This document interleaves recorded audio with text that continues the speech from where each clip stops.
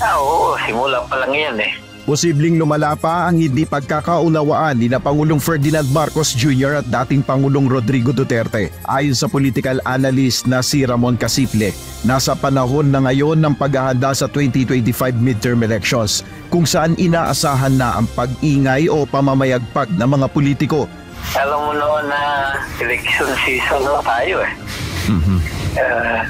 Kaya nagkakaroon ng mga ganyang klaseng gulo, no? Para kay Casiple, simpleng awayan pa lamang ang nangyayari sa ngayon at wala pang umuusbong na mga malinaw na alyansa ng mga partido. Kapag dumating anya ang pagkakataon na may nangyayaring kampihan ng mga political groups sa away nila PBBM at Duterte, dito na umano maaaring lumala ang sitwasyon. Wala pa silang nilalapitan kasi ng ibang puwersa na lumilitaw.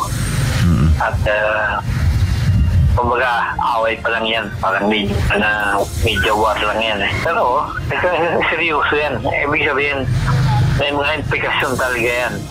Ayon kay Casiple, maaari itong magkaroon ng implikasyon sa posisyon ng pamahalaan sa isinasagawang investigasyon ng International Criminal Court o ICC sa war on drugs ng Duterte administration, kung saan naninindigan si Pangulong Marcos na hindi maaaring manghimasok ang ICC sa Pilipinas.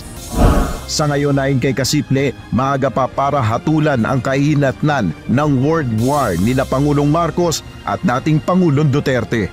Nel Maribuhok, UNTV News and Rescue, Diyos ang aming sandigan, serbisyo publiko ang aming pinahalagahan.